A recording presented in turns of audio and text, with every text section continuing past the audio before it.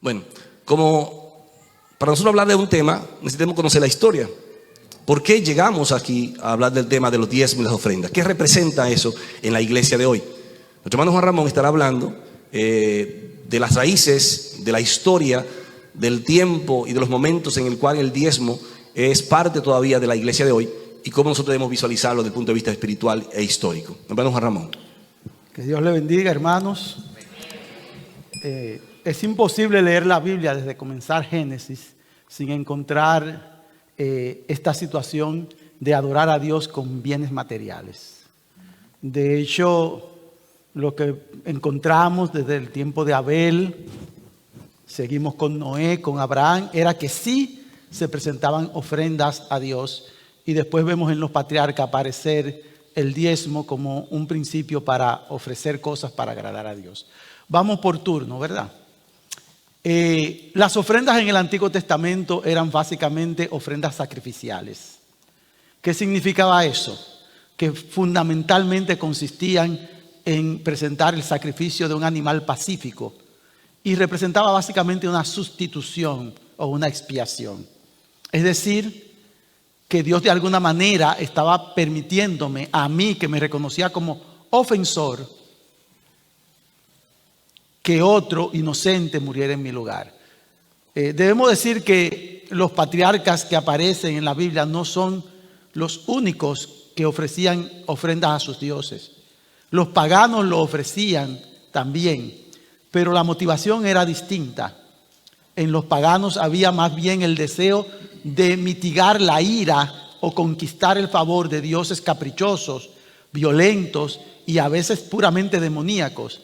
Pero aquí en la Biblia, como Dios le dice a Abraham, el Señor mismo se provee del cordero. Todo aquello era una sombra, un arquetipo, una forma de presentar una realidad espiritual, la redención, en términos muy primitivos, en una sociedad donde la gente básicamente vivía de la tierra, practicaba la ganadería, la agricultura, y había muy poco desarrollo, no solo material, sino también del pensamiento.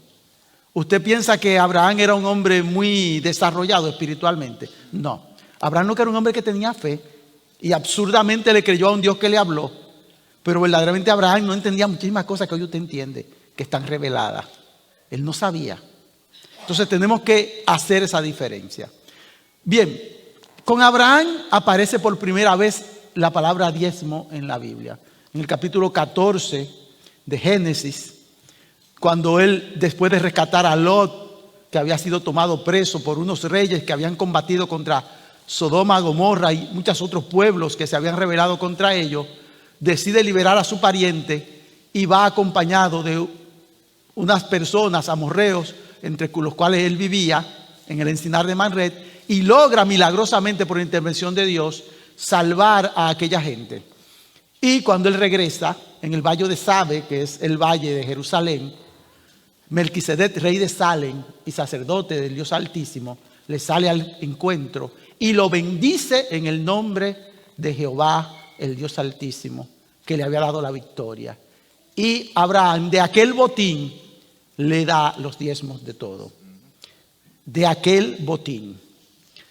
Muy importante ese momento para Abraham, porque él reconoció a un sacerdote de Dios, que no sabemos de dónde apareció, no voy a discutir eso, que lo bendijo, que le recordó quién le había dado la victoria y el botín, y él, de motu propio, ofreció los diezmos de todo. Después encontramos a Jacob cuando sale después de su engaño a Esaú de la casa de su padre huyendo, que se acuesta en Betel antes de llegar a donde sus parientes que vivían en la Mesopotamia siria, y allí, en aquel terreno que todavía es parte de lo que hoy es Israel, cerca de una ciudad llamada Luz, tiene una visión muy famosa, sobre la cual ustedes han oído muchas predicaciones, ángeles que suben, ángeles que bajan, una escalera que conecta el cielo con la tierra, y él allí, luego que se da cuenta de que Dios tiene un propósito para la vida de él, que trasciende a las miserias de su propia vida, hace un juramento, un voto, en el cual promete a Dios que si Dios esa protección y esa provisión que le augura que va a venir sobre él, se la da, él le va a dar de todo lo que le diere los diezmos de todo. Por cierto, no dice el Señor Jacob de qué manera lo va a dar o a quién se lo va a dar. Simplemente lo promete. Sabemos que Dios le cumplió a Jacob todo lo que le había prometido, incluyendo darle una descendencia llamada Israel. Y por eso cuando Dios establece un sistema de diezmo en Israel, está haciéndolo a ellos partícipe de un cumplimiento también de la promesa de su padre. Hay que decir que tanto Abraham como Jacob dieron diezmo de una manera voluntaria. No había una ley de diezmo, no había un mandamiento de diezmo, nadie le pidió aquel diezmo, simplemente lo consideraron una proporción justa, adecuada para honrar a Dios. A eso se llama el diezmo como un principio para dar, que es muy diferente a lo que va a establecer Moisés ya como tributo, como impuesto, como mandamiento en Israel, que era una obligación de todos aquellos a quienes Dios le había repartido la economía de Israel. Entonces, ya en Israel y bajo Moisés, el diezmo pasa a ser en Israel un impuesto. Y yo voy a decirle una cosa que ustedes no sabían. Había más de un diezmo. Yo les voy a explicar 3 diezmos ahora mismo. Dice Levítico capítulo 27, verso 30 al 32, les pueden leer después, que todo aquello que era ganado y que bajaba, se podía contar contándolo debajo de una vara, se debía pagar diezmo. Eso no excluía también dar los primogénitos de cada hembra a Dios también, que eran una especie de primicias que también se daba. Ok, era diferente. Lo de primicias también era otra ley, y lo de primogénitos. También de todo el fruto que diera la tierra tenían que dar el diezmo, tanto de la siembra como de los frutales, todo lo que era.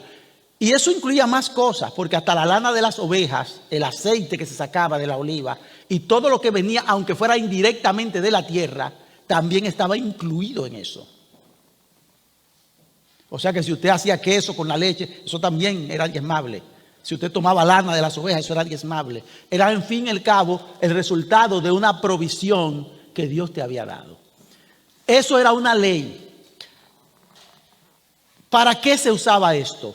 La ley también lo establecía. En Deuteronomio capítulo 12, capítulo 14, usted lo puede leer. En primer lugar, Dios dejó a una tribu de Israel sin herencia y sin bienes económicos. Solamente podían tener casas en las ciudades, que fue la tribu de Leví, y la consagró al servicio de las otras tribus y al servicio del culto a Dios. Todos los oficios que usted se pueda imaginar, no solamente el culto a Dios, eran desempeñados por los levitas. Que la gente piensa que era solamente ir una vez, una quincena al año a hacer servicio al templo. No, los levitas eran los maestros de Israel, los jueces de Israel, los sanitarios de Israel, los escribas de Israel, los cronistas de Israel, los historiadores de Israel, los mayordomos de Israel. Estoy hablando de los oficios que no eran desempeñados en el templo. Eran los escribas, eran los médicos. Si usted piensa en todo tipo, eran los abogados. Ellos eran los que desempeñaban la equivalencia de todos esos oficios que hoy nosotros conocemos y que son oficios de carreras profesionales, intelectuales. Pero también eran en gran parte los artesanos de Israel los que sabían hacer instrumentos musicales, hacer papiro, hacer tinta, escribir. Todo eso lo hacían ellos. Y eso era muy importante en aquel tiempo. Hoy en la época de la computadora usted piensa que eso será obsoleto, pero la manera de conservar el conocimiento, la cultura y el legado de un pueblo era a través de eso en la antigüedad. Entonces, los levitas tenían que ser sostenidos por las demás tribus. Y por eso, cada 3 años, lo divide el diezmo en periodo de 3 años. En 2 de esos años, de cada 3, el diezmo se llevaba al lugar donde Dios había establecido el santuario. El tercer año de cada periodo de 3 se dejaba en las ciudades para reserva estratégica, porque esas ciudades podían ser asediadas y tenía que haber comida ahí. Y también siempre servía para mantenimiento de los levitas. También se le daba de ahí al migrante que no tenía nada, a la viuda y al huérfano que no tenían herencia, y a cualquier necesitado. era también un sistema de protección social que no solamente abarcaba a los levitas, sino a todo aquel que no tenía una fuente económica estable de la cual sustentarse.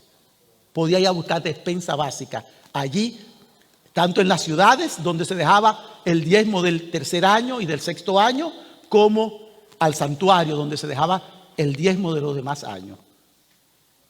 Y siempre eso servía para el sustento de los levitas y de los sacerdotes y para también ayudar a la viuda, al huérfano, al migrante y a cualquier otro necesitado, incluyendo, obviamente, como estoy diciendo, los extranjeros. Esa era la función del diezmo. Por tanto, usted me dirá, ¿y de dónde se sostenía el santuario? Bueno, el santuario se sostenía, como dice Números capítulo 18, verso 26, y también Nehemías, del diezmo de los diezmos. Eso que recibían beneficio del diezmo, los levitas daban un diezmo que era para el mantenimiento del santuario. Es decir, que las ofrendas, los sacrificios diarios que se hacían en el santuario y una serie de cosas que implicaban un gasto enorme de animales, de leña, de agua y de muchísimo trabajo, se cubría con ese diezmo que daban los levitas y que en teoría debía también darlo cualquier otro que recibiese bienes y que no tuviese tierra, pero que tuviese una renta. Bien, esa es la historia más o menos del diezmo en Israel. Recuerde que en Israel eso era una ley. También si usted va a 1 Samuel capítulo 8, usted va a ver que cuando se establecen las leyes del reino, mediante las cuales los hijos de Israel le pidieron rey a Israel, se permitió al rey diezmar las tierras y diezmar también las cosechas y los ganados. Capítulo 8, verso 17, verso 19 de 1 Samuel, léalo ahí. Así que estamos hablando ya de un tercer diezmo en Israel, el diezmo para el rey. Quienes dicen y creen que estamos bajo la ley, debían entonces ser partidarios de esos tres diezmos. Verdaderamente no estamos bajo la ley. En nosotros no hay un mandamiento, un tributo de diezmo. La iglesia no cobra diezmo, pero aún así el diezmo es un principio para dar anterior a la ley y que muchos hermanos usan para organizar su finanza y dar para Dios. Yo debo decirle una cosa, es un principio mínimo. Cuando vamos al Nuevo Testamento y a la gracia, las cosas se elevan. Realmente lo que Jesucristo le enseñó a sus discípulos y lo que ellos comenzaron a practicar, como podemos ver en el capítulo 3 y el capítulo 4 de Hechos, era dar todo lo que podían. Y ellos no tenían ese límite de porcentaje. Hay dos límites que el mismo Jesús sostiene y después los apóstoles sostienen. El mismo Jesús dijo que no se puede decir es corbán, ofrenda mía a Dios, aquello con lo que yo deba cumplir con mis deberes sociales. Y lo aplicó en el capítulo 23 de Mateo a lo que hacían los fariseos, impidiendo atender a los padres envejecientes que ya no se podían sostener. O sea, usted no puede venirle a Dios a decir, yo no cumplí con mi deber con mi hijo, que me dependen, con mi padre envejecido, porque yo te ofrendé. Dios no acepta eso. Hay un principio que después Pablo lo remarca en Timoteo, el que no provee para su casa y mayormente para los suyos. Y no está hablando de proveer caprichos y placeres, los bienes básicos. Ha negado la fe y es peor que un incrédulo. Entonces sí hay un límite. Nosotros debemos cumplir nuestros deberes sociales.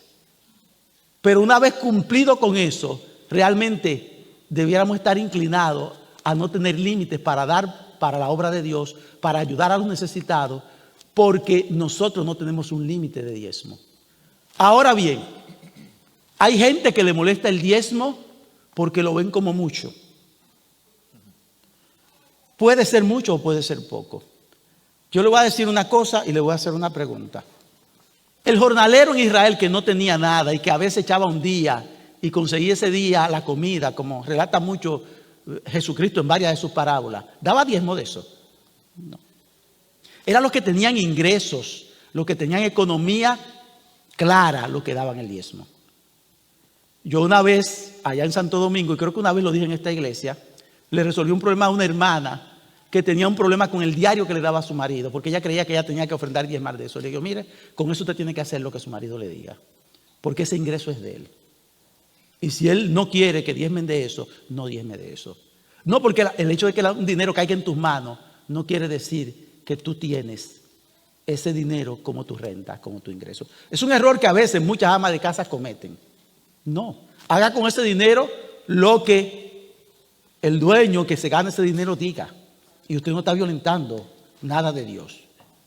Y yo, esa hermana, le resolví ese problema de conciencia que ella tenía, porque ella creía que tenía que dar ofrenda de ese dinero. Y creaba problemas con el marido. No, ese dinero es de él, si él no quiere. Ahora, si usted consigue dinero suyo y usted quiere ofrendar de eso, hasta como la viuda que consiguió 4 moneditas y las quiso dar voluntariamente, ya es un problema suyo. Entonces, es importante, si es mucho o es poco, la Biblia nos enseña una cosa clara. Los necesitados, cuando la iglesia nace, lejos de ser oprimidos económicamente, son sostenidos económicamente. Léase ahí capítulo 2, verso 42, 44 de Hechos, capítulo 4. Y usted va a ver que no había necesitado entre ellos, porque los que tenían bienes facilitaban que los que no tenían recibiesen un sustento básico. ¿Y por qué hacían eso? Porque entendían que hay determinados niveles de pobrezas y de carencia que son indignos para un ser humano. Y que yo no puedo permitir que a mi hermano que yo amo pase por esas carencias.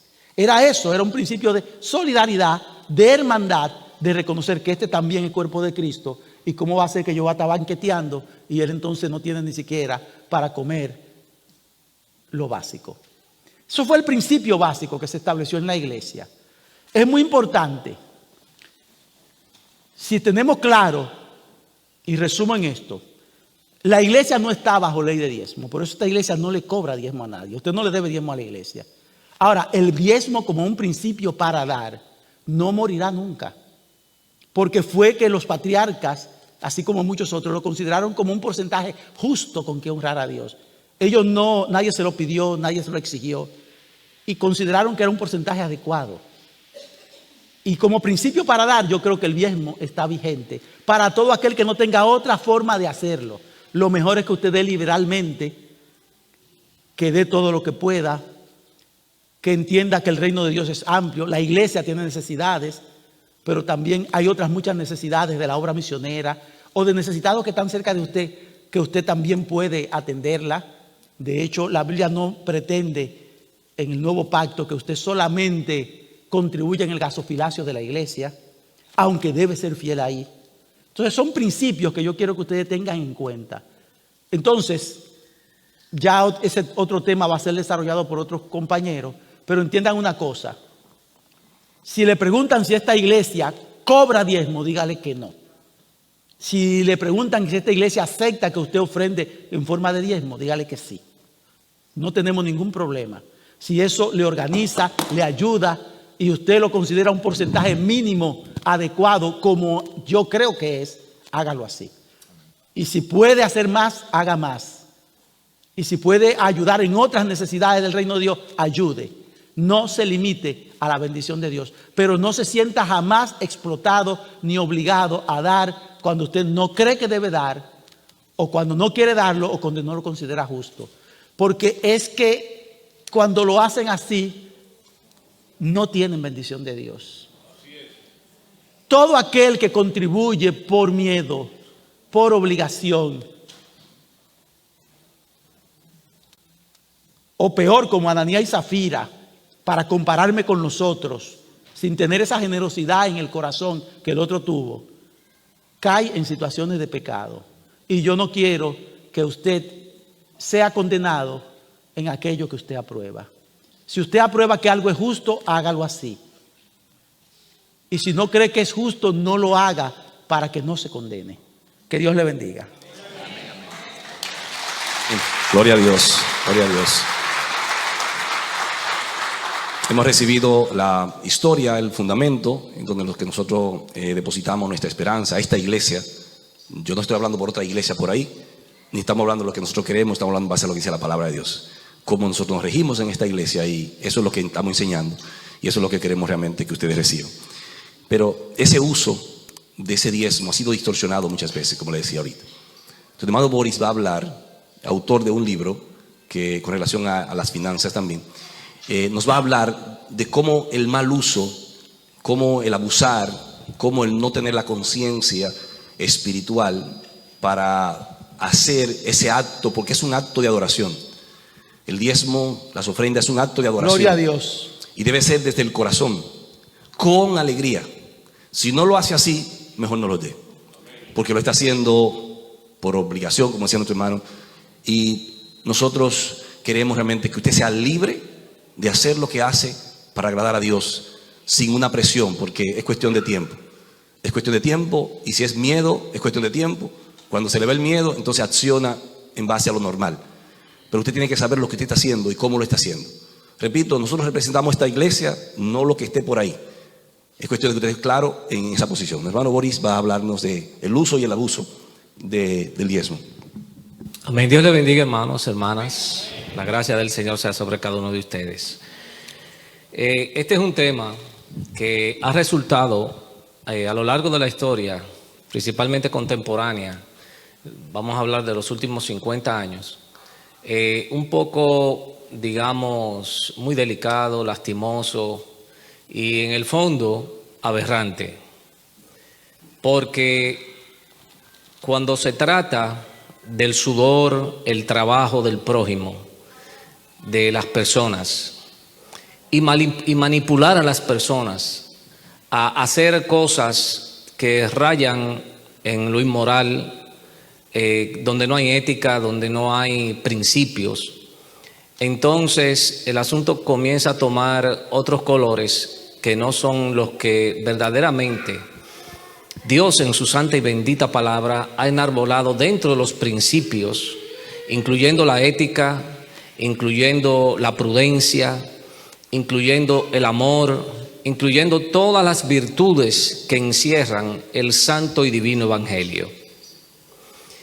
Y partiendo de ahí, el mismo Señor nos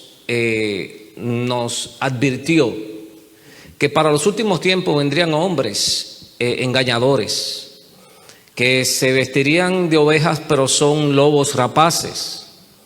El mismo apóstol Pedro en su segunda carta, creo que en el capítulo 2, habla de eso. Y también en el libro de Judas habla de los falsos maestros que se iban a levantar y que engañarían a mucha gente. Y precisamente basado en eso, este tipo de gente usa estrategias basadas en las emociones de las personas, basada en las carencias de las personas. Y son individuos que están completamente entrenados para hacer este tipo de artimañas,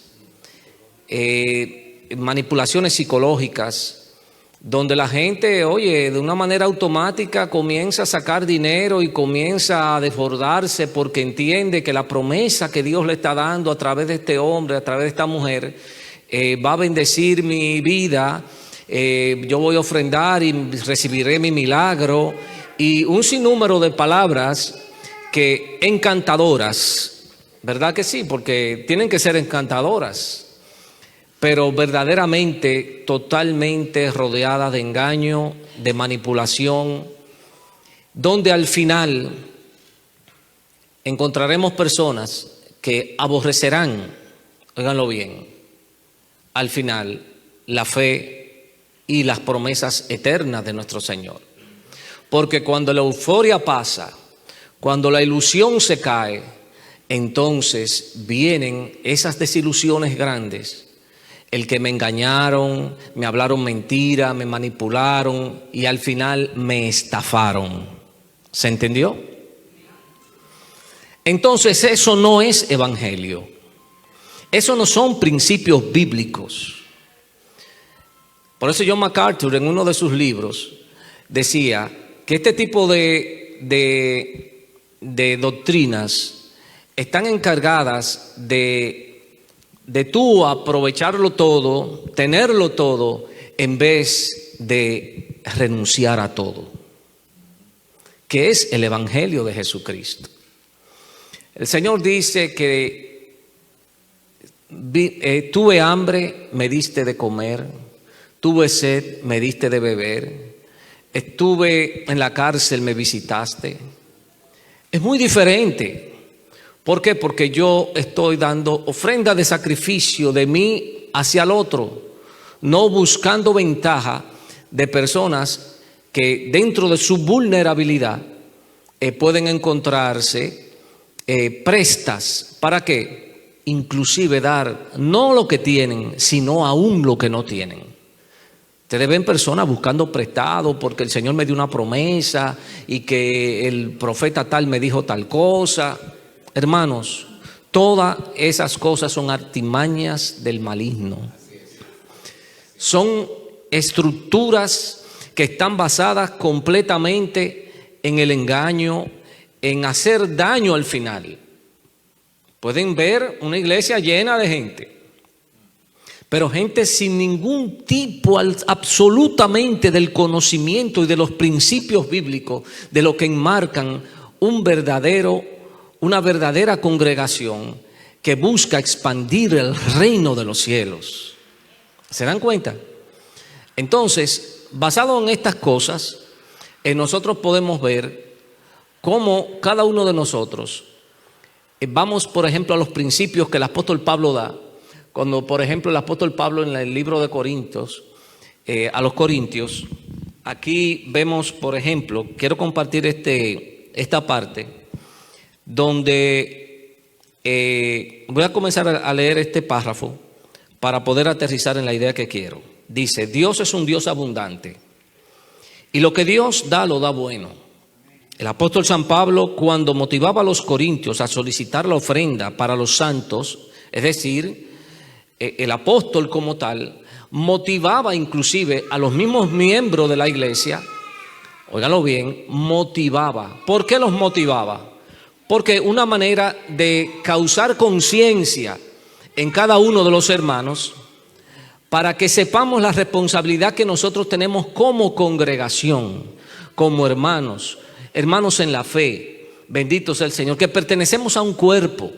Cuando yo veo a mi hermano en necesidad, ¿verdad? Entonces yo me identifico con esa necesidad de mi hermano y estoy entonces llamado de manera voluntaria ¿a qué? A suplir la necesidad de mi hermano. Entonces, como comunidad cristiana, nosotros estamos llamados a eso. Bendito sea el Señor. Ahora bien, y sigue diciendo, motivaba a los corintios al solicitar esa ofrenda para los santos, entiéndase la iglesia, que estaba en Jerusalén, dada la circunstancia que allí se vivía debido al hambre que había en ese momento. Les decía, y ahí entro en 2 Corintios capítulo 8, verso 13 hasta el 21, pero leeré parte solamente. Dice, esta es la nueva versión internacional. No se trata de que otros encuentren alivio mientras que ustedes sufren escasez. Es más bien cuestión de igualdad. En las circunstancias actuales, la abundancia de ustedes suplirá lo que ellos necesitan, para que a su vez la abundancia de ellos supla lo que ustedes necesitan. Así habrá igualdad, como está escrito: ni al que recogió mucho le sobraba, ni al que recogió poco le faltaba. El último versículo, el verso del 20 y el 21 del capítulo 8 de 2 Corintios dice: queremos evitar, fíjense la prudencia con la que el apóstol Pablo habla, queremos evitar cualquier crítica sobre la forma en que administramos este generoso donativo. Está hablando de generoso, parece que el donativo fue grande, era abundante. Y dice, porque procuramos hacer lo correcto, no solamente delante del Señor, sino también delante de los demás. Entonces, cuando nosotros no respetamos este principio de que todo lo que nosotros vayamos a hacer, no solamente estemos pendientes a lo que Dios mismo espera de nosotros, sino de nosotros respetar la moral de nuestro prójimo. No, porque yo no vivo para la gente. Ajá. ¿Y qué significa el testimonio a los demás? Eso es la gente. Cada vez que usted y yo hagamos algo, dice la palabra en el libro de Romanos, porque teniendo alrededor tan grande nube de testigos, Despojémonos de todo peso que nos asedia. Es decir, nosotros estamos principalmente comprometidos con nuestro Señor a dar testimonio fehaciente de que todo lo que somos, todo lo que tenemos, todo lo que hacemos glorifique el nombre del Señor. Si lo que nosotros como iglesia desde aquí, lo que hacemos no glorifica al Señor, entonces nosotros tenemos problemas. Asimismo con los recursos materiales que la iglesia maneja. Cada uno de ustedes tiene que tener conocimiento de lo que se hace con los recursos de la iglesia. Por eso se hace anual una sesión de negocios donde se le da el reporte de lo que entró, de lo que los ingresos que entraron a la iglesia, los gastos que tuvo la iglesia, el balance que tiene la iglesia y dónde se destinaron cada uno de esos recursos. Entonces, cuando nosotros vemos eso, entonces estamos delante de ¿qué? Delante de las mismas cosas que el Señor nos pide y donde cada uno de nosotros tiene la interesa, la moral de glorificar al Señor con lo que el Señor nos da. Porque precisamente el mensaje del Evangelio es ese. Tuve hambre, me diste de comer. Tuve sed, me diste de beber. Es decir, Dios está presente. ¿En qué? En el desempeño de lo que cada uno de nosotros hacemos en esta vida terrenal que Dios nos ha dado. Porque con nada venimos y con nada nos vamos. Y nosotros como cristianos tenemos que tener esto bien, pero bien presente. Y ahí es donde entra la verdadera bendición de Dios, al que así como el que siembra escasamente, recibirá escasamente, mas el que siembra abundantemente, abundantemente recogerá. ¿Por qué? Porque el que le da al pobre, a Dios le presta. Y por eso nosotros creemos en qué, en la abundancia del Señor, en la generosidad de Dios. Y nosotros podemos enarbolar ese principio para nosotros poder tener una iglesia victoriosa y que para el Señor no falte nada. Amén. Nosotros somos capaces de dar más de lo que nosotros aún pensamos. Porque que en realidad nadie es tan pobre que no pueda dar algo. Y cuando nosotros podemos meditar en esto, y Dios nos manda, fui testigo personal de todas estas cosas, Dios nos manda a nosotros personas que tú dices, wow, y fulano puede ayudarme, donde uno entiende y sabe que no cuentan con ningún tipo de recurso. Y yo también fui bendecido por personas de tan escasos recursos, que fue una lección para mi vida, que yo dije, Señor, gracias, porque tú sí sabes enseñar. Gracias por enseñarme aún de esa manera, porque lo recibo con toda humildad, y eso también me lleva a mí a ser más humilde también. Entonces, tengamos estos principios bien claros. No nos dejemos engañar por cántico de sirenas. No nos dejemos estafar por personas que están detrás del dinero. ¿Por qué? Porque la vanidad se viste a veces de humildad. Pero no hay una cosa que dañe más a una congregación que la vanidad. El vanidoso es el iluso. Por eso Job decía, ellos confían en la vanidad, pero la vanidad es ilusoria. Oiga qué interesante, la palabra del Señor nos lo dice. Conformémonos con el vestido que tenemos, con la comida que el Señor nos da, con el techo, con el abrigo. Y una vida agradecida del Señor, una vida que agrada al Señor, es una vida que andará en prudencia, es una vida que andará en la generosidad de Dios y es una vida que verdaderamente conocerá la prosperidad que viene del cielo. Dios le bendiga, Dios le guarde y nuestro pastor con nosotros. Gloria a Dios.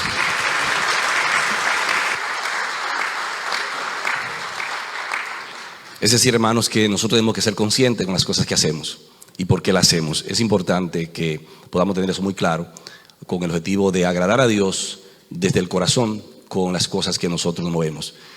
Poníamos el ejemplo, nuestra iglesia, con los miembros de la iglesia, 2 veces al año damos los reportes de lo que la iglesia recibe y cómo se invierten. Para la construcción de este templo, hermanos, por la gracia del Señor, los primeros $100 que recibimos nosotros fue de una persona no creyente, que supo que nosotros íbamos a construir, ahí mismo echó la mano del bolsillo y dice: mira, yo aporto. Íbamos entrando por ahí, eso estaba quemado, levantado todo. Íbamos entrando por la puerta y él entendió que nosotros íbamos a construir. Y él sacó $100 y nos dijo: mira, y eso es mi primer aporte para ustedes. Y no creyente, no una persona no creyente. Luego también, como dice el hermano, nosotros necesitábamos completar un dinero para poder tener como down payment, para poder comenzar la obra. Y acudimos a buscar dinero prestados a hermanos de la iglesia que pudieran prestárnoslos para tenerlo como un depósito en el banco y de ahí poder recibir la parte del préstamo. Teníamos que gastar el down payment antes del banco flojar su dinero, darnos su dinero como el préstamo. Y nos sorprendimos todos que una viuda fue que nos prestó una parte del dinero, que no tenía esposa, un trabajito sencillo, y cuando abrimos la información a la iglesia, se acercó privadamente, como todas esas cosas se hacen privadas, dijo: miren, yo tengo algo por ahí que estaría en la disposición de la iglesia si lo necesita para lo que sea que la iglesia va a hacer en lo que va a hacer. Hermano, y honramos a Dios porque hay personas desprendidas. Esta es una iglesia bendecida de parte de Dios, hermanos dispuestos y abiertos a colaborar desde la disposición que es lo que le estamos hablando. Aquí algunos pudieran levantar las manos si en este momento alguien le ha dicho a usted: ¿usted diezmó? Usted tiene que diezmar. Si alguien aquí, en algún momento alguien se le acercó a usted a decirle que estaba obligado a diezmar, si alguien aquí está obligado a hacer las cosas, entonces aquí estamos, hermanos, para que usted sepa lo que nosotros somos, que usted sepa lo que hacemos, y no solamente lo que hacemos, sino qué es lo que dice la palabra que debemos hacer. Entonces, en ese abuso de las personas cuando utilizan la manera de manipulación y de control sobre los demás, sobre las masas, para muchas veces tal vez invertir en la misma iglesia, pero no lo está haciendo de manera apropiada. Esto debe ser como una acción voluntaria desde el corazón, es un sentido de adoración. Así que, hermanos, vamos a ver entonces qué nos corresponde a nosotros hoy, en este tiempo, cómo nosotros debemos accionar con lo que nos corresponde hacer en la iglesia, con las necesidades. Cómo nosotros esperamos que cada hermano entienda lo que va a hacer, y va a hacerlo desde el corazón. Nuestro hermano Alberto estará explicándonos cómo nosotros asentamos esta información y qué responsabilidad tenemos nosotros, primeramente los miembros de la iglesia y luego entonces la persona que entienda que se une a aportar ofrenda para la iglesia. Gracias, pastor. Dios le bendiga a todos mis amados. Yo celebro esta presentación, este panel. Nuestro pastor, gracias por esta visión y por integrarnos a la misma, pastor. Realmente hemos venido hablando en círculos cerrados, si se puede utilizar la palabra, de la importancia de educar a nuestra iglesia en los términos de recibir la bendición de Dios con lo que tiene que ver con las ofrendas y con los diezmos. Le voy a repetir lo que dije: recibir la bendición de Dios, de que usted ofrende y de que usted dé sus diezmos, como lo dice la palabra de Dios. Y mi hermano Boris, mi hermano Juan Ramón han puesto prácticamente el fundamento de lo que es la práctica. Eso es lo que se me ha asignado, de la aplicación de lo que es el ofrendar para Dios. Yo quiero reiterar en primer lugar lo que dijera mi hermano Juan Ramón hace un momentito en cuanto a la práctica del pueblo de Israel en la antigüedad y lo que Dios designó en cuanto al diezmo se refiere, que no es algo que viene absolutamente de parte de la ley, sino que fue básicamente Dios aplicando lo que ya Abraham y lo que ya Jacob habían implementado. Dice el libro de Números capítulo 18 verso 21: he aquí, esto es Dios hablando, he dado a los hijos de Leví todos los diezmos de Israel. Se lo voy a repetir: he dado a los hijos de Leví todos los diezmos de Israel como heredad a cambio del servicio que llevan a cabo en el tabernáculo de reunión. ¿Usted oyó lo que acabo de leer? Todos los diezmos Dios lo puso en mano de los hijos de Leví. ¿Por qué? Porque los hijos de Leví fueron una tribu consagrada por Dios para dedicarse a lo que tenía que ver con todo lo espiritual, que era la base del desarrollo de la nación de Israel. Y Dios decidió que esa que esa tribu exclusivamente dedicara esfuerzos, energías y tiempo a desarrollar la vida espiritual del pueblo de Israel. Mis amados, ustedes recuerdan los que estuvieron aquí, escribí mi libro, Levantémonos y edifiquemos, en base al libro de Nehemías.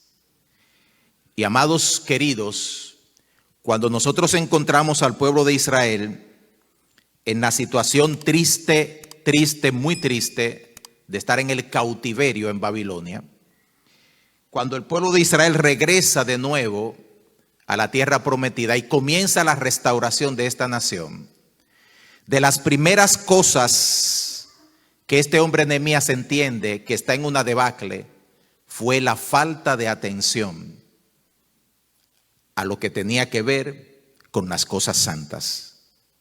Y es por eso que dentro de lo que fue la restauración del pueblo, hermano, escuche lo que pasó. Estoy recogiendo de mi libro, pero recojo de la palabra. Nehemías 10:37 dice: llevaremos a los sacerdotes a las cámaras de la casa de nuestro Dios las primicias de nuestra masa, de nuestras ofrendas, del fruto de todo árbol, del vino, del aceite, lo que decía mi hermano Juan Ramón. Llevaremos el diezmo de nuestra tierra a los levitas, porque ellos, los levitas, reciben el diezmo de nuestras labores en todas las ciudades. Verso 44 del capítulo 12 dice: aquel día fueron puestos hombres a cargo de las cámaras de los tesoros, de las ofrendas, de las primicias, de los diezmos, para juntar en ellas de los campos de las ciudades las porciones legales para los sacerdotes y los levitas, porque era grande el gozo de Judá con respecto a los sacerdotes y a los levitas que realizaban el servicio. Amados en Cristo, la obra de Dios camina y se desarrolla en virtud de que haya hombres que se puedan dedicar por entero a desarrollarla. Yo entiendo a partir de la palabra que el principio del Antiguo Testamento de hombres dedicados al templo, a la obra, al aspecto ministerial, a la vida espiritual del pueblo, y que se dedicaran enteramente a eso, mientras un grupo de otros lo sustentamos para que lo desarrollen, es aplicable al día de hoy, siglo XXI. ¿Qué significa eso? Que un pastor pueda dedicarse por entero a atender la vida espiritual de la iglesia. Y lo voy a poner en términos prácticos porque eso es lo que se me ha pedido.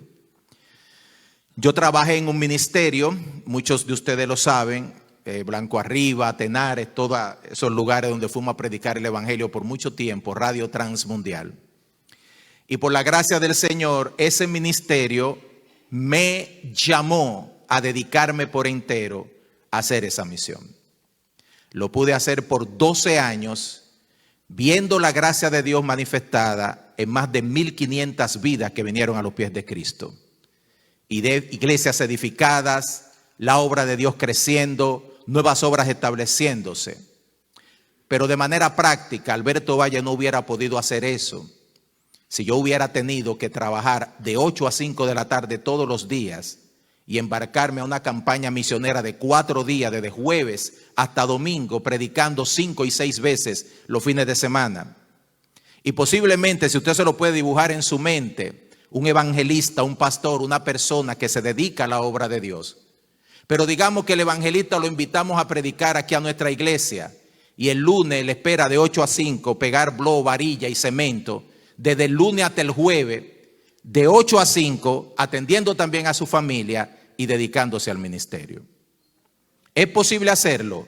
Sí, pero mínimamente, con muchas limitaciones, con mucho, hermano, no puedo, porque yo tengo una familia que atender, como en mi caso a veces he compartido con el pastor. Hay veces que hermanos me invitan, digo, hermano, yo trabajo de 8 a 5, yo tengo de 5 a 6 y de 7 a 8 para hacer muchas cosas, dentro de ellos de mi ministerio.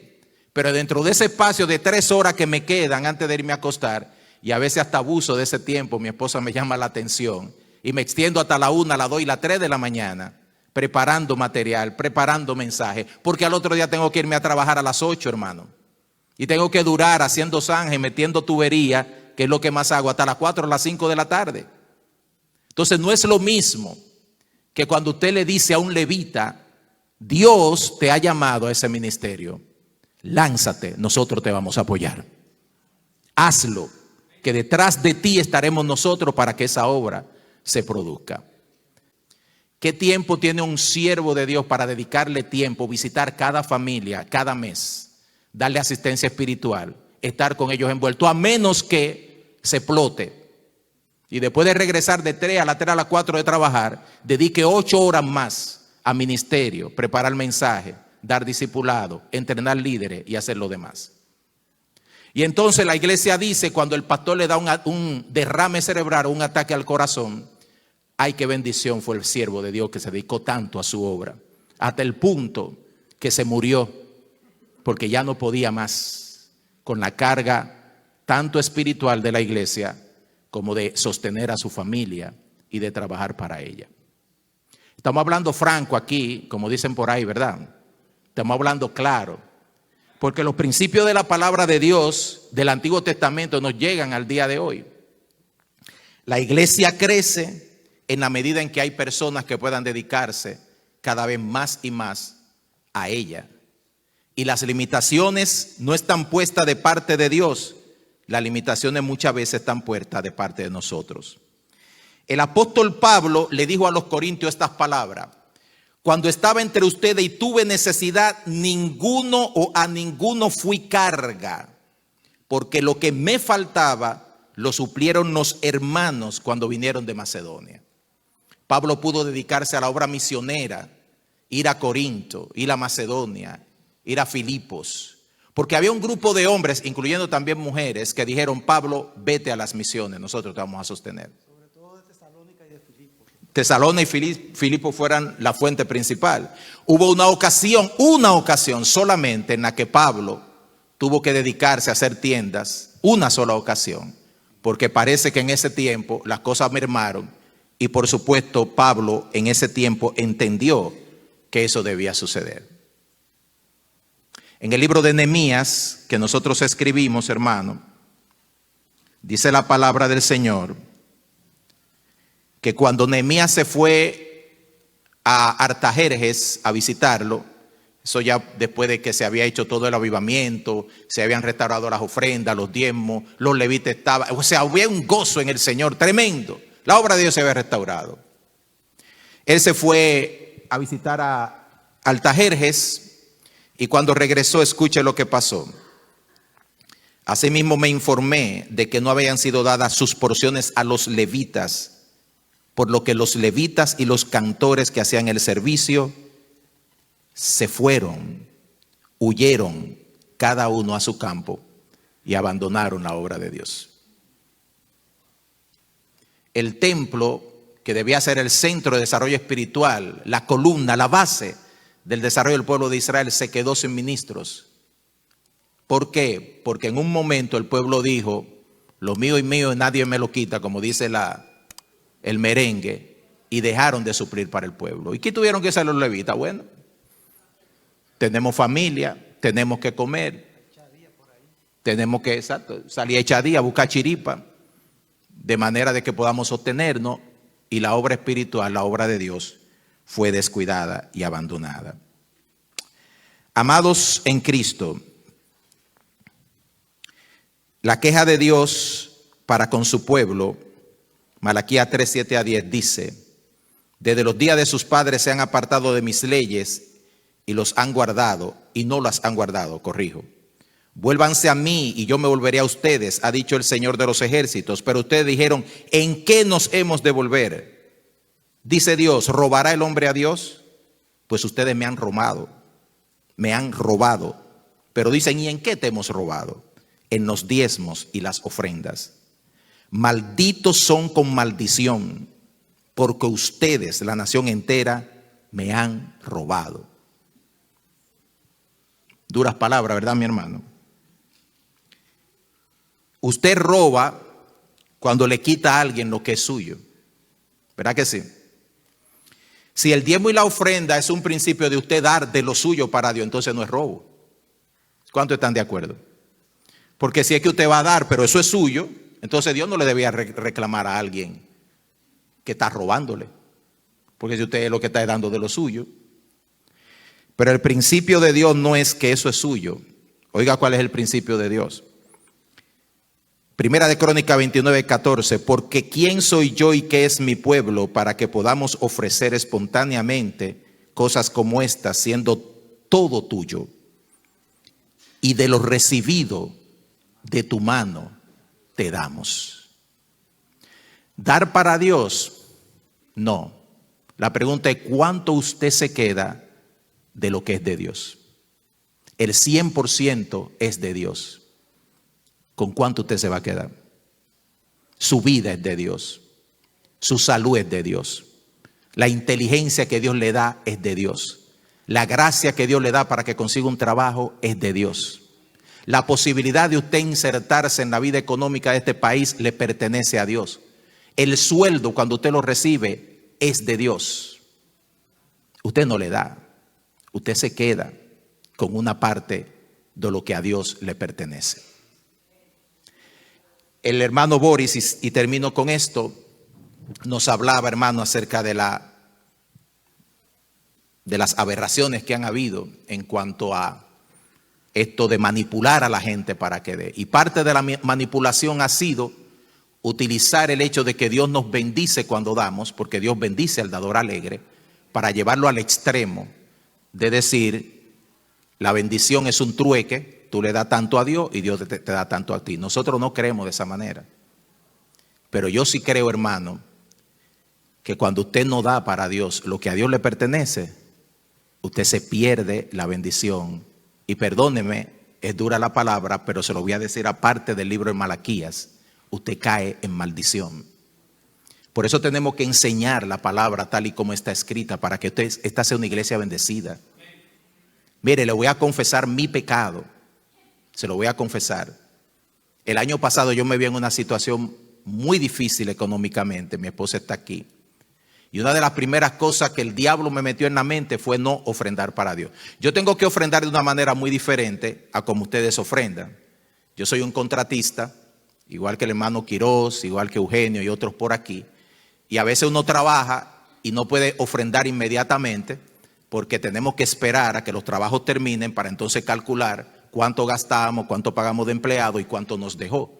Así que hay veces que yo ofrendo, bueno, creo que ofrendé hace como 3 o 4 semanas atrás mi cheque del cálculo de los contratos que había hecho. Pero el tiempo se me estaba pasando y en mi mente estaba la tentación de no ofrendar para el Señor. Porque la verdad es que me vi en una situación muy difícil por unas situaciones que vinieron a mi vida. Y hermano, le voy a decir la verdad. Eso se tradujo en mi vida en pérdidas de salud, de estabilidad emocional y hasta de relación con Dios. Y cuando yo me vi en esa disyuntiva, el Espíritu Santo me dijo solamente, tu ofrenda para Dios. Ese es el problema. Ese es el problema. Y recuerdo haberle dicho a mi esposa en ese tiempo, este fin de semana voy a devolverle a Dios todo lo que le debo. Y agarré mi chequera, hice mi cálculo y escribí un cheque y lo traje a la iglesia.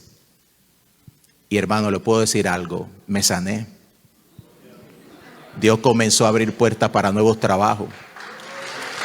El Señor comenzó a bendecir mi vida y mi familia. Eso no es teología de la prosperidad. Esa es la matemática con la que Dios funciona. Hay problemas en tu casa, hay enfermedad, hay conflictos, hay carencias, hay miseria. Revisa tus ofrendas para Dios.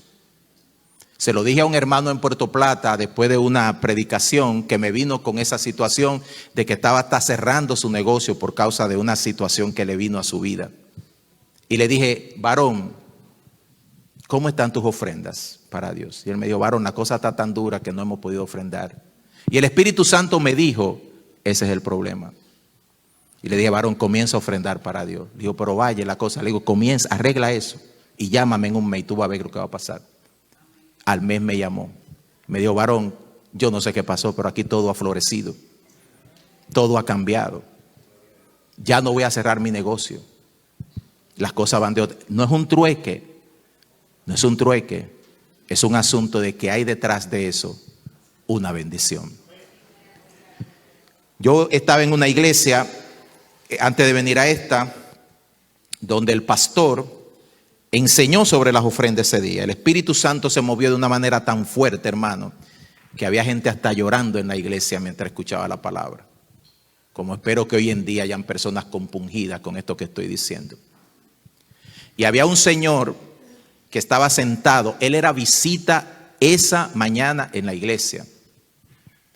Y cuando él escuchó al pastor, él agarró una calculadora y comenzó a calcular cuánto dinero le había robado a Dios durante todos esos años.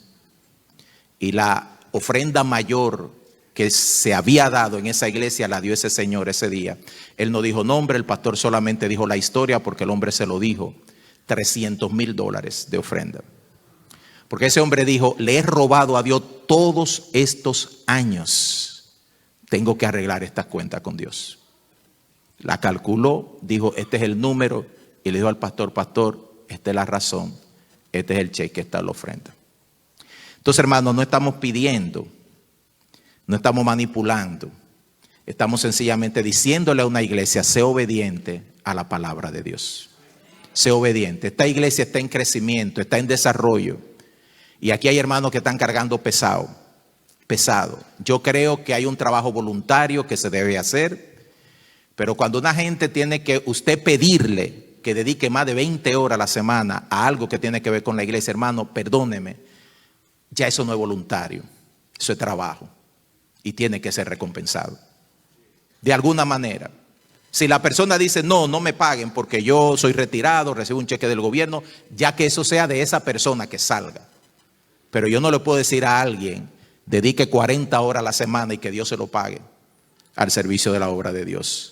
Porque eso no es de esa manera que la palabra de Dios lo presenta.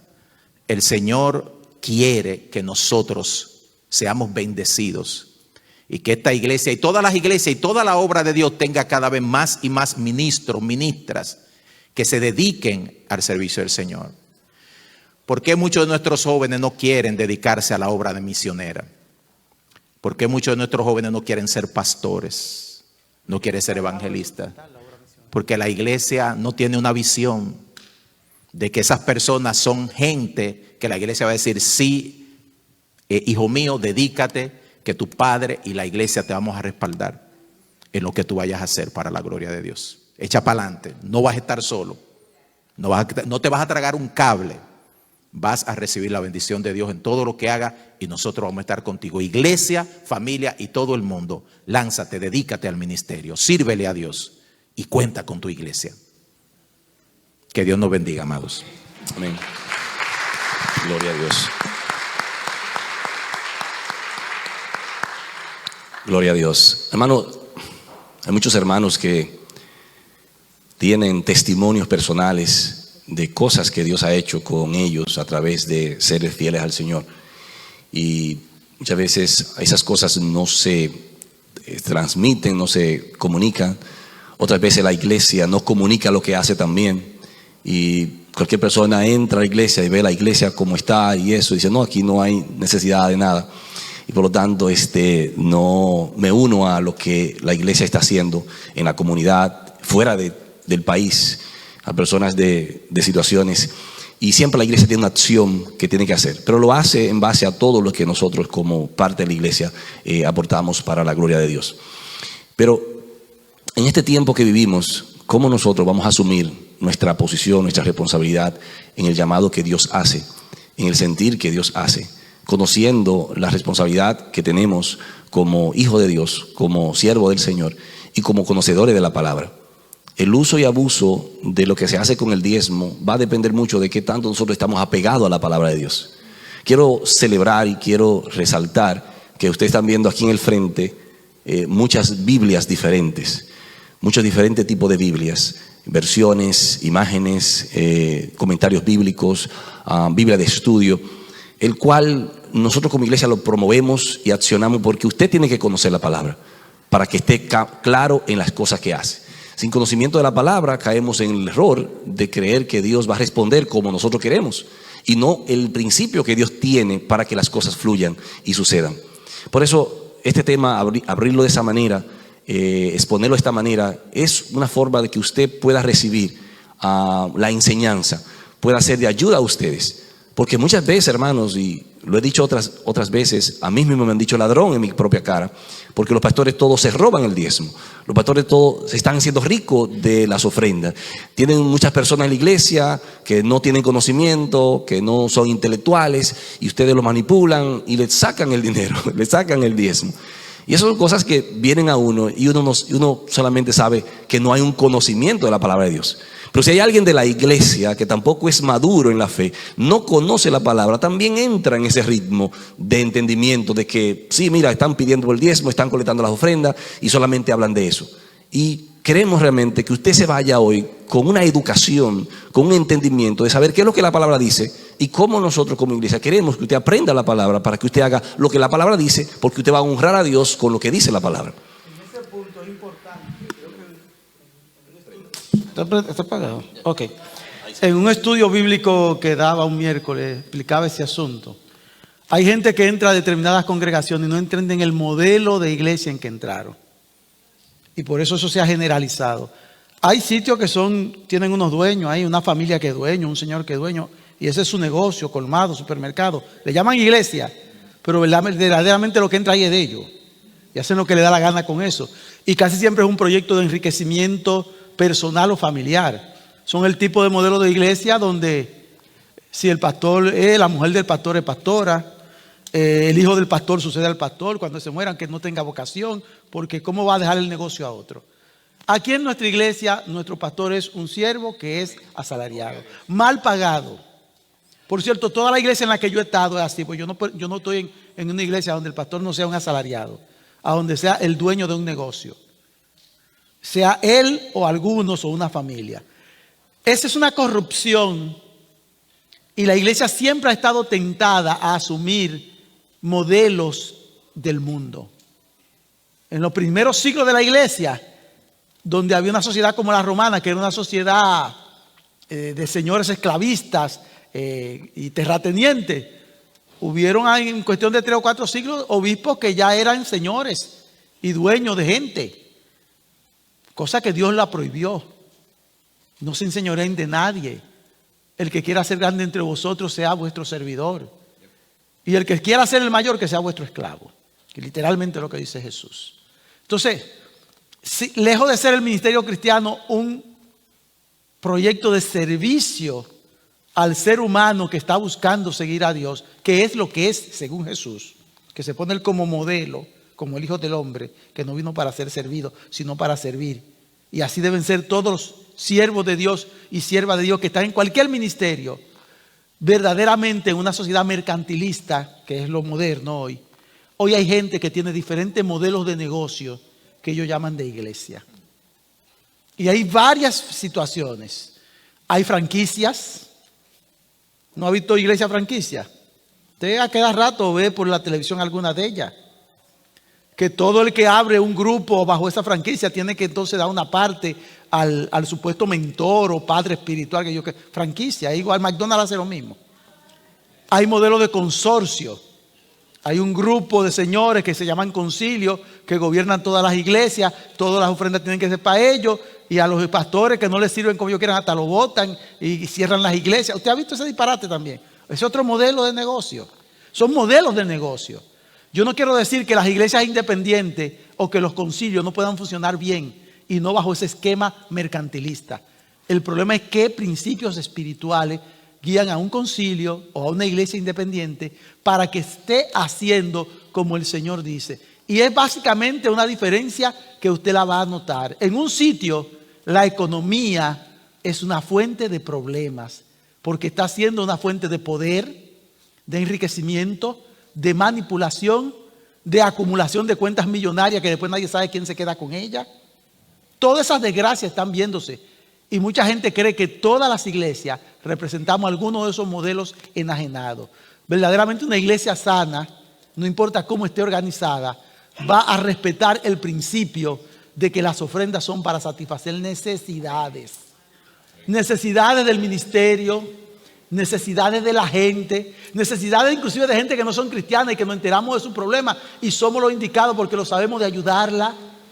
Necesidades de la obra misionera y necesidades también de los siervos y siervas que tenemos dedicados a tiempo completo a servirnos. Eso es así y es normal y es sano y es bueno. Y cualquier otro modelo en que la iglesia no se haga responsable de, pero también sea celosa de que aquello no se convierta en un negocio de enriquecimiento de nadie, cualquier otro modelo es malo. Es malo si hacemos A, permitimos que la iglesia se convierta en el negocio de una familia, de un grupo de gente o de una persona. Y es malo si hacemos lo B, es decir, dejamos de atender necesidades y de entender que no tenemos que dar nada porque al fin y al cabo todo se hace mal y no es cierto. Entonces vamos a un equilibrio. Tenemos un derecho a ser prudentes como lo de Berea y examinar cada día si estas cosas se están haciendo bien. Conviértase no en un inquisidor, pero sí en una persona que pide rendición de cuentas. Amén. Aquí queremos que usted haga eso. Amén.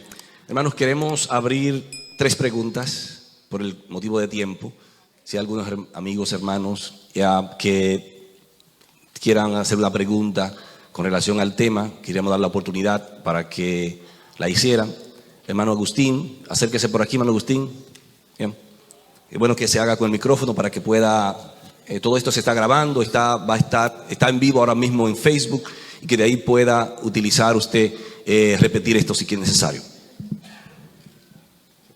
Amén. Dios le bendiga, hermano.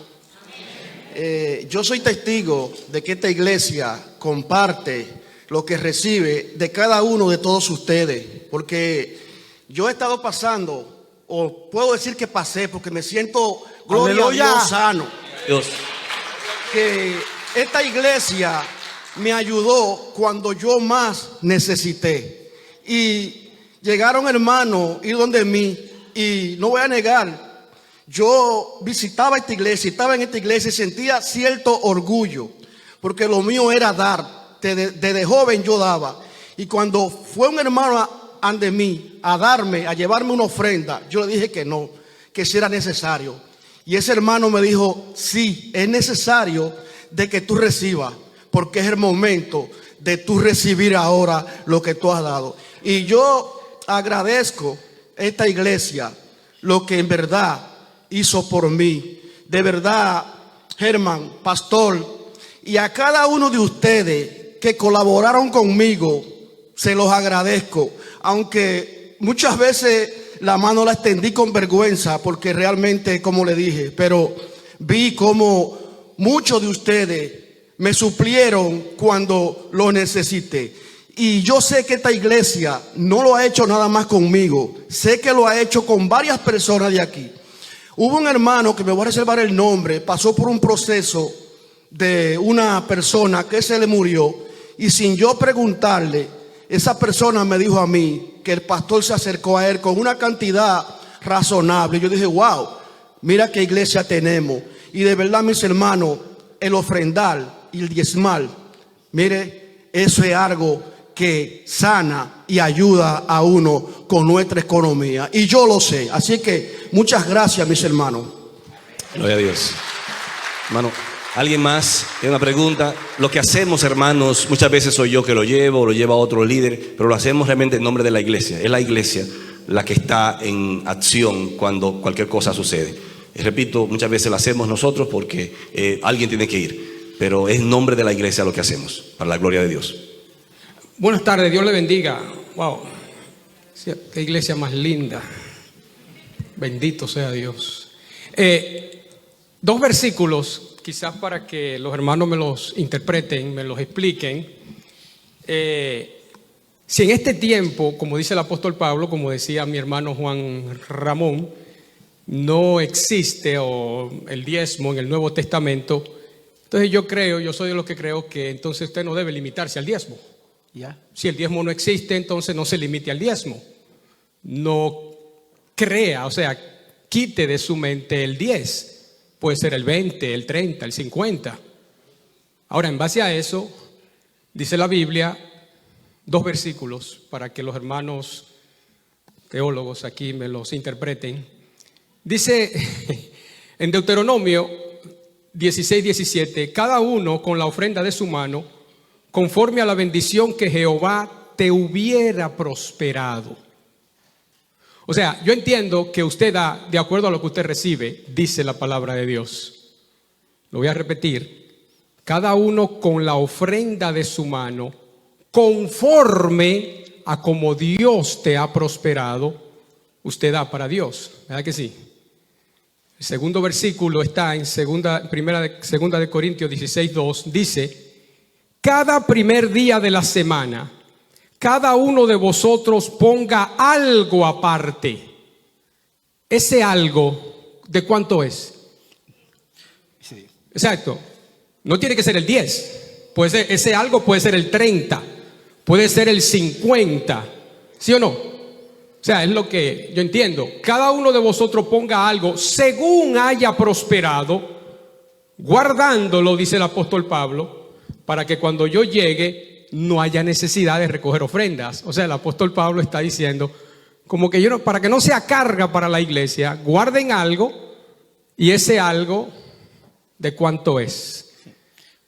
Thank you, gracias. Cuando hablé de que la iglesia no tiene un mandamiento de diezmo, sino un principio, lo dije porque no estamos bajo la ley, sino bajo la gracia.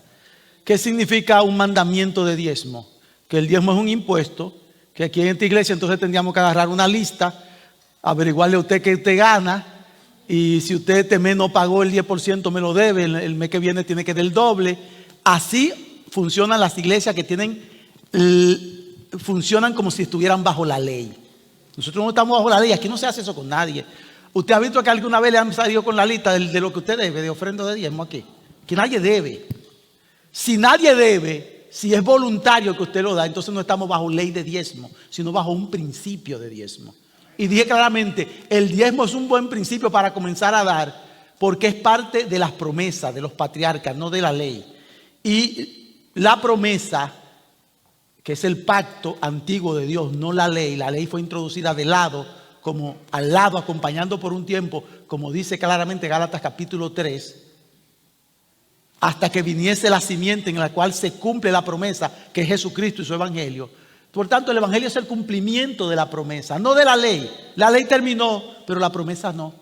La promesa se hace concreta en la gracia. Por tanto, el principio y los principios de gracia que hay en la promesa de Dios siguen vigentes. Lo único que se acrecientan. ¿Cómo diferenciar lo que es un principio de un mandamiento? ¿Cómo se puede en la gracia incrementar algo? El mandamiento es amar. ¿Cómo decía el mandamiento antiguo, que es un principio? Amarás a tu prójimo. En eso se resume toda la ley y los profetas, ¿verdad? ¿Y cómo Jesús lo incrementó? Ahora se van a amar como yo los he amado. Jesucristo no nos amó como a sí mismo, nos amó más que a sí mismo. Y Él le puso un peldaño arriba al mismo mandamiento. Y el mandamiento nuevo y el antiguo son el mismo, es amar, pero el nuevo tiene un escalón arriba. Entonces, si alguien quiere vivir bajo el principio que inspiró a los patriarcas a diezmar, debiera de ser más generoso que Abraham y que Jacob. Y ofrecer más si puede. Pero nunca la gracia se compara con la ley, sino con la promesa. Y el principio de dar nace en la promesa, no en la ley. La ley acabó. ¿Qué significa eso? Yo no estoy bajo mandamientos de la ley, bajo ninguno, ni bajo los 10 mandamientos. No. Yo estoy bajo los mandamientos de Cristo, que es superior. Ahora, la ética de Cristo es inferior a la de la ley. La superen mucho. La ética de la ley dice: no cometerás adulterio. Si te come la mujer ajena, peca. Y la ética de Cristo me dice: ni siquiera la codicie. Si la miraste y la quieres, ya pecaste en tu corazón. Es una ética superior, no es inferior. Te enojaste contra tu hermano, le hiciste bullying, lo denigraste, lo degradaste, ya eres homicida. Pero Señor, yo no le he metido el puñal, eres homicida. O sea que la ética de Jesús, la ética del nuevo pacto no es inferior. El hecho de que no estemos bajo la ley no significa que estemos sin ética. Al contrario, tenemos una ética superior. Y lo que la ley pretendía como ética se cumple en nosotros, que no estamos bajo la ley, sino bajo la gracia. Mira que no dice que lo cumplimos nosotros, no, ella se cumple en nosotros, gracias a Jesús. Se cumple en nosotros la justicia que la ley demandaba. Nosotros podemos vivirla, pero no siguiendo letras de mandamientos que nos van a matar. Que Dios le bendiga. Amén. Corroborando con lo que dice nuestro hermano Juan Ramón, con esa pregunta. Fíjense que el Antiguo Testamento es un tipo y el Nuevo Testamento es el antitipo. Es prácticamente en el Antiguo Testamento donde se ensaya lo que va a venir en la gracia, lo que va a venir como para el sombra. tiempo de la iglesia en la persona de Cristo. Y es tan tal que es las promesas que se dan para el tiempo de la gracia superan, son muchos mayores de todo lo que nosotros podemos ver en el Antiguo Testamento. Y por eso el Señor decía, óyete, a tu prójimo, cuando te pide la capa, dale también la túnica. El que te pide una milla, llévale 2. Es decir, el Señor supera cualquier prerrogativa que nosotros pudiéramos encontrar en la ley. La ley te hablaba de un 10. En la gracia no hay número. Según cómo prosperaste, como leíste en ese versículo, maravilloso. ¿Por qué? Porque nuestra generosidad va a partir de la gratitud.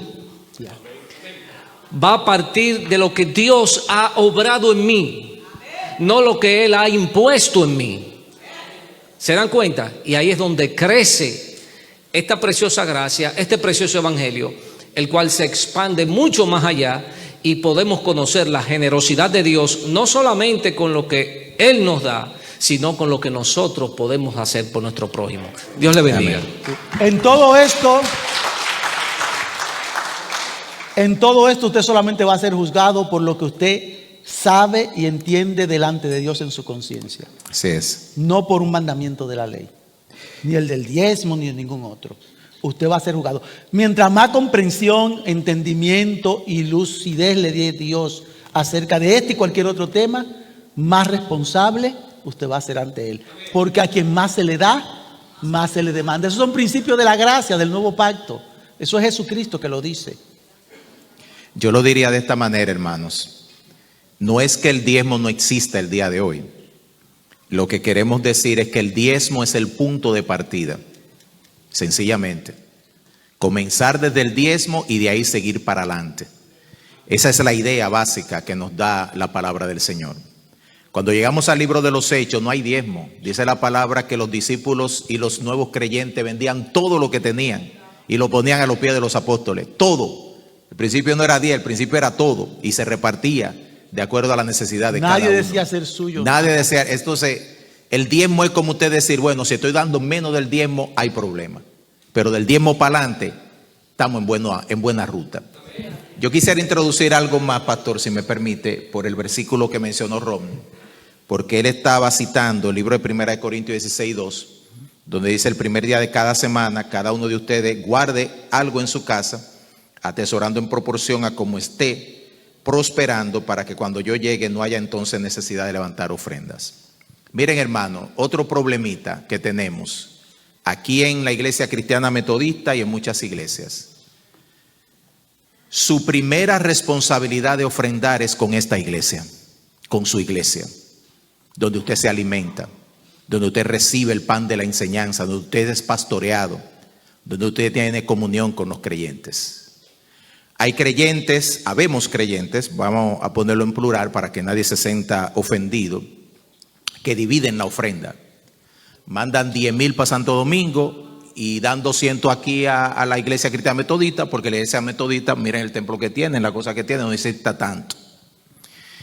La realidad es que el principio bíblico es todo lo contrario, hermano. Primero, la casa donde usted es bendecido. primero el lugar donde usted es nutrido. El apóstol Pablo no le dijo a los hermanos de Corinto, aquí, 1 Corintios 16:2, el primer día de la semana, mándenme, hermanos, lo que ustedes tengan a mí, y así yo lo voy a repartir. No, den la ofrenda en su iglesia, en su centro local. Y cuando yo vaya allá, a partir de la iglesia, entonces se va a sostener la obra misionera. Entonces, si se va a ayudar a Blanco, si se va a ayudar a Tenares, si se va a ayudar a Puerto Plata, si se va a ayudar en cualquier otra cosa, se debe hacer a partir de la iglesia, no a partir de una decisión voluntaria mía. Ahora, si después de usted cumplir con su iglesia, todavía el Señor le motiva a usted a extenderse más allá, hágalo, pero en primer lugar, cumpla con su iglesia. Cuando estaba en el ministerio de Radio Transmundial y salía por todas las ciudades de República Dominicana levantando ofrenda para el ministerio, hermano, primero, mire, ese ministerio nunca pidió dinero a través de sus transmisiones. Los que están aquí, que son más viejitos, lo saben, que nunca escucharon a Radio Transmundial diciendo, manden un centavo a Radio Transmundial. Y sin embargo, es el ministerio, y fue el ministerio de radio más grande que hubo sobre la faz de la tierra, gracias al apoyo de las iglesias. Y cuando iba a las iglesias, algunos hermanos se me acercaban para darme ofrenda y yo las rechazaba. Le decía, no, hermano, nosotros no trabajamos así.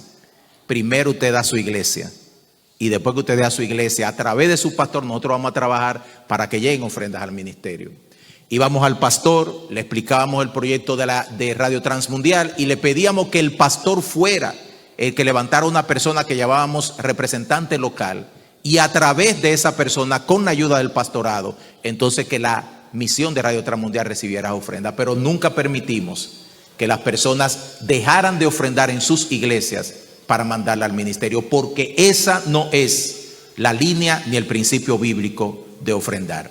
Así que les dejo eso, hermanos, como un reto también al momento de distribuir sus ofrendas. Amén, gloria a Dios. Hermanos, vamos a tener en este momento, y antes de... dejamos las ofrendas para el final, para que usted sepa lo que va a hacer. No para que usted haga como usted entienda que se trabajó para que usted fuera generoso, sino que lo que Dios ponga en su corazón. Usted ya hoy tiene una conciencia por qué usted hace la cosa. Queríamos ganar tiempo al principio también, así hicimos más corto el tiempo de las alabanzas, que ahora entonces vamos a tener un coro para colectar las ofrendas. Y mientras los hermanos se preparan, hermanos, yo quiero decirles, tenemos hermanos que están conectados en Facebook, vía online, y a cada uno de los que está aquí, que tal vez no es miembro de esta iglesia, que nos está visitando, que es miembro de otra iglesia. Nosotros, repito, no tenemos una responsabilidad de lo que otro pastor, otra iglesia hace. Lo que sí le decimos en este momento, si usted es miembro de una iglesia, o si usted está buscando una iglesia, o si usted está en una iglesia, asegúrese delante de Dios que usted está en el lugar que Dios lo quiere. Usted tiene que orar ahora. Dios, ¿es aquí que tú me quieres? ¿Este es el lugar donde tú quieres que yo estés? ¿Esta es la iglesia donde tú quieres que yo me congregue y sea parte de los hermanos y de lo que se hace aquí en este lugar? Porque si usted está donde Dios quiere que usted esté, allí usted va a ser bendecido. Allí usted también es responsable de lo malo o lo bueno que esté sucediendo allí. Si usted tiene la palabra de Dios y hay algo allí que se esté haciendo que no es lo que Dios dice en la palabra, usted tiene que levantarse en amor y buscar los líderes y hablar con ellos para que con la palabra busquen solución al mal que esté allí, sea económico o sea cualquier otro mal. No se levante en contra de la congregación. Con la palabra usted busque la manera de cómo usted puede acercarse a ese pastor, a esos líderes, para que hagan el trabajo conforme a Dios. ¿Por qué? Porque Dios lo tiene ahí en ese lugar para que usted haga los cambios positivos conforme la palabra de Dios lo demanda. Así que quería dejar esto, hermano, en su responsabilidad de que cada uno ore al Señor para que el Señor lo lleve o lo posicione o le haga anclar sus raíces espirituales en el lugar en donde usted está, porque allí Dios lo va a bendecir y usted va a bendecir a otros. Así que Dios le bendiga, mis hermanos. Damos gracias a este grupo de hermanos que está aquí en el panel, nuestro hermano Alberto, Juan Ramón, Boris. Muchas gracias y vamos a darle entonces libertad al coro que pueda cantar la última alabanza y luego nos vamos, hermanos. Así que Dios le bendiga a todos. Gracias y oramos después del coro para despedirnos.